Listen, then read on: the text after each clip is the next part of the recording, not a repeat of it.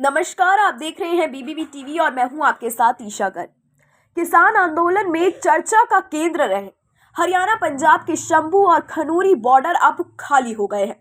13 माह बाद आज शाम 20 मार्च 2025 को दिल्ली अमृतसर जम्मू कटरा हाईवे पर यातायात सुचारू हो गया। पुलिस ने गुरुवार सुबह शंभू और खनूरी से जेसीबी चलाकर बैरिकेडिंग हटानी शुरू कर दी थी। यहां पर सीमेंट की बैरिकेडिंग विभिन्न मांगों को लेकर धरना प्रदर्शन कर रहे किसानों को दिल्ली कूच करने से रोकने के लिए लगाई गई थी। उधर 19 मार्च 2025 को पुलिस हिरासत में लिए गए संयुक्त किसान मोर्चा के नेता जगजीत डलेवाल को आर्मी के कंट्रोल वाले जलंधर कैंट स्थित पीडब्ल्यूडी गेस्ट हाउस में ले जाया गया था। पहले उनको जलंधर सिटी के पीआईएमएस अस्पताल ले जाया गया था और वहां से सुबह कैंट एरिया में शिफ्ट किया गया। भारत में किसान आंदोलन क्यों कर रहे हैं? किसानों ने अपनी मांगों के लिए कब क्या कदम उठाए, आइए समझते हैं पूरी टाइमलाइन। भारत में पंजाब राज्य के पटियाला जिले में शंभू गांव है। यह हरियाणा की सीमा के पास स्थित होने के कारण इसे शंभू बॉर्डर भी कहा जाता है। सितंबर 2020 को यह शुरू हुआ जब केंद्र सरकार ने कृषि से जुड़े 3 विवादास्पद कानूनों को पास कर दिया, जिसके विरोध में किसानों ने विरोध प्रदर्शन शुरू किया। वहीं नवंबर 2020 पंजाब और हरियाणा के किसानों ने शंभू बॉर्डर पर पहुंचकर प्रदर्शन करना शुरू किया। ये प्रदर्शन नए कृषि कानून के खिलाफ थे, जिसमें किसानों ने कानूनों को वापस लेने की मांग की। शंभू बॉर्डर उन मुख्य स्थानों में से एक था जहां किसान दिल्ली की ओर बढ़ने के लिए एकजुट हुए थे।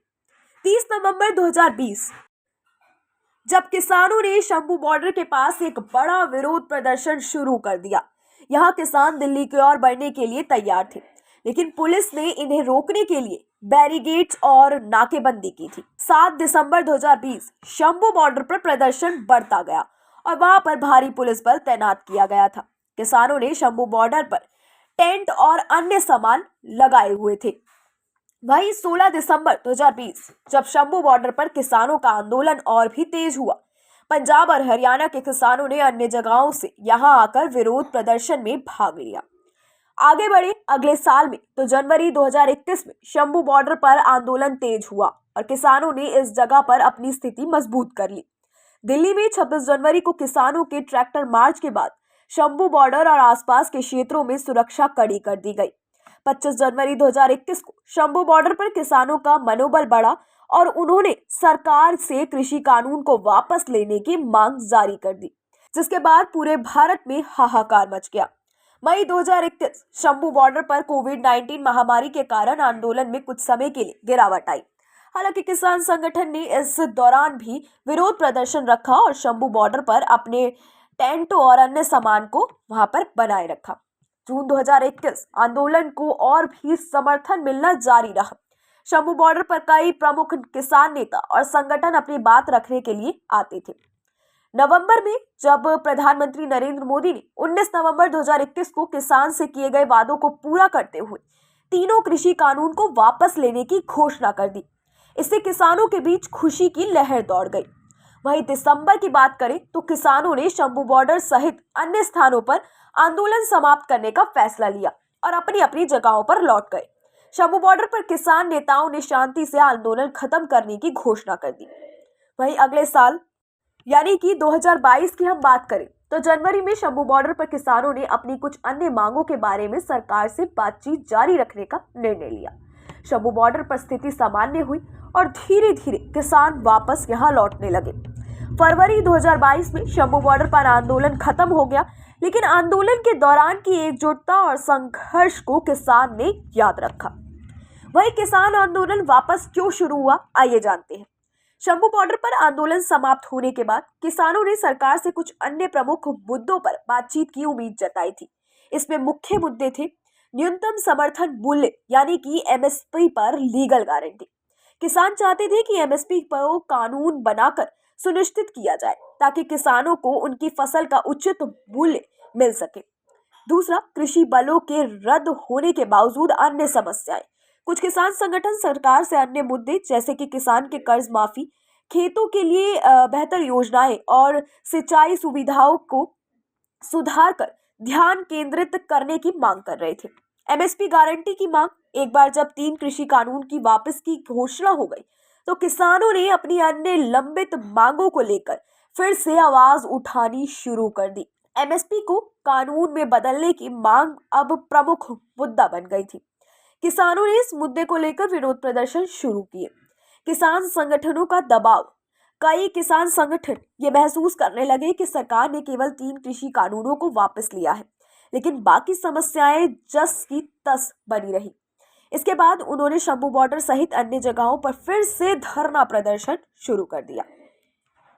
वहीं मार्च और अप्रैल 2022 में किसान शंभू बॉर्डर पर एकजुट हुए और सरकार से एमएसपी को कानूनी दर्ज देने की मांगों को लेकर फिर से विरोध प्रदर्शन करने लगे। इस बार उनका मुख्य ध्यान कृषि कानून की वापसी के बाद के मुद्दे पर था, जो अभी तक हल नहीं हुए थे। जुलाई 2022 किसानों ने एमएसपी कानून बनाने, कर्ज माफी और अन्य कृषि सुविधाओं की मांग को लेकर शंभू बॉर्डर पर फिर से प्रदर्शन शुरू किया। किसान संगठन चाहते थे कि सरकार इन मुद्दों पर कोई ठोस कदम उठाए। वहीं किसान आंदोलन आगे बढ़ा और 2024 की अगर हम बात करें तो 13 फरवरी को किसानों ने एमएसपी सहित 12 मुख्य मांगों को लेकर शंभू और खनौरी बॉर्डर पर धरना शुरू किया। किसानों का मुख्य उद्देश्य था कि सरकार उनकी फसलों का न्यूनतम समर्थन मूल्य यानी कि एमएसपी सुनिश्चित करे, लेकिन बठिंडा के किसान शुभकरण की मौत हो गई, जिससे आंदोलन और भी उग्र हो गया। 10 मार्च 2024 को शुभकरण की मौत का मामला पंजाब और हरियाणा हाई कोर्ट में पहुंचा। जिसके बाद 16 मार्च को लोकसभा चुनाव के चलते आचार संहिता लागू हो गई, लेकिन किसानों ने पक्का मोर्चा जारी रखा और अपनी विरोध की आवाज को तेज किया। 1 अप्रैल 2024 शुभकरण की मौत का मामला सुप्रीम कोर्ट में गया और इस मुद्दे पर सुनवाई शुरू हो गई। 17 अप्रैल को किसानों ने गिरफ्तारी की रिहाई की मांग करते हुए रेलवे ट्रैक जाम कर दिया। वहीं 20 मई को किसानों ने रेलवे लाइन से हटने का फैसला लिया, लेकिन बॉर्डर पर उनका मोर्चा जारी रहा। 10 जुलाई को हाईकोर्ट ने हरियाणा सरकार को शंभू बॉर्डर सप्ताह में एक दिन खोलने के आदेश दिए। वहीं 16 जुलाई को किसानों ने चंडीगढ़ में मीटिंग की और कहा कि यदि बॉर्डर खोला जाएगा तो वे फिर से दिल्ली कूच करेंगे। 22 जुलाई को हरियाणा सरकार ने सुप्रीम कोर्ट में अपना पक्ष रखने के लिए समय की मांग करी, जिसके बाद सुप्रीम कोर्ट ने सुनवाई करते हुए बॉर्डर पर यथास्थिति बनाए रखने को कहा। सुप्रीम कोर्ट ने सरकार को एम्बुलेंस और बुलडोजर के लिए शंभू बॉर्डर खोलने का आदेश दिया, लेकिन किसी अन्य उद्देश्य से नहीं। शंभू बॉर्डर खोलने पर किसान और पुलिस अधिकारियों की बैठक विफल हो गई। किसानों ने 6 दिसंबर को दिल्ली कूच का ऐलान किया, जिसके बाद किसानों ने जगजीत सिंह डल्लेवाल को पंजाब पुलिस ने हिरासत में ले लिया और उन्होंने आमरण अनशन शुरू कर दिया। किसान शंभू बॉर्डर से दिल्ली कूच करने की कोशिश करते रहे, जिसके बाद हरियाणा पुलिस ने आंसू गैस के गोले दागने शुरू कर दिए। किसानों ने फिर से दिल्ली कूच की कोशिश की, लेकिन हरियाणा पुलिस ने एंट्री नहीं दी। किसान लौटने को मजबूर हो गए, जिसके बाद 14 दिसंबर को किसानों ने चौथी बार दिल्ली मार्च की कोशिश की, लेकिन हरियाणा पुलिस के रोकने पर यह मार्च टल गया। किसान आंदोलन के समर्थन में किसानों ने पंजाब बंद किया और सरकार से जवाब मांगा। किसान नेताओं ने खनौरी बॉर्डर पर महापंचायत आयोजित की, जिसमें उनकी प्रमुख मांगों पर चर्चा की गई। किसान नेताओं की केंद्र के साथ बैठक हुई, लेकिन ये बैठक बेनतीजा रही। जिसके बाद केंद्र सरकार के साथ चंडीगढ़ में 7वीं बार वार्ता कर लौट रहे किसान मजदूर मोर्चा के संयोजक स्वर्ण सिंह पंधेर और संयुक्त किसान मोर्चा के जगजीत सिंह डल्लेवाल को पुलिस ने हिरासत में ले लिया। हरियाणा पुलिस ने दोनों बॉर्डर खाली करवाए और किसानों को हटाया, जिसके बाद 20 मार्च को 7:30 बजे शंभू बॉर्डर पर जेसीबी से कार्रवाई शुरू हो गई और 9:30 बजे बॉर्डर को पूरी तरह से खाली करवा लिया। खनौरी सीमा पर भी लगभग 7:45 बजे जेसीबी पहुंची और लगभग 9:30 बजे बॉर्डर को खाली करवा दिया।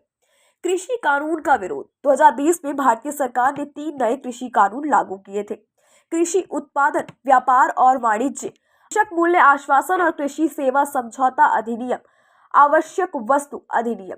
मीडिया से बातचीत में किसान ने कहा कि इन कानूनों से उनकी आय में कमी आएगी, वो बड़े दबाव में आएंगे और न्यूनतम समर्थन मूल्य की गारंटी खत्म हो जाएगी। किसानों को डर था कि ये कानून उन्हें उनके पारिवारिक अधिकार से वंचित कर देंगे और इन्हें व्यापारियों के आगे कमजोर बना देंगे। वहीं किसान चाहते थे कि सरकार द्वारा घोषित न्यूनतम समर्थन मूल्य की गारंटी हो, ताकि वो अपनी फसल का उचित मूल्य प्राप्त कर सके। उनका कहना था कि नए कानून के कारण एमएसपी प्रणाली को समाप्त किया जा सकता है, जिससे उनकी आर्थिक स्थिति खराब हो सकती है। सरकार ने इन कानून का उद्देश्य ये बताया था कि किसान अपनी फसलों को खुले बाजार में बेच सकते हैं और इससे प्रतिस्पर्धा बढ़ेगी, लेकिन किसान इसे लेकर अपने लाभ के खिलाफ मानते रहे। उनका कहना था कि बड़े व्यापारियों के मुकाबले छोटे किसान के पास ताकत नहीं है, जिससे उन्हें उचित मूल्य नहीं मिल सकेगा। कई किसान संगठनों का कहना है कि सरकार कृषि क्षेत्र में सुधार करने के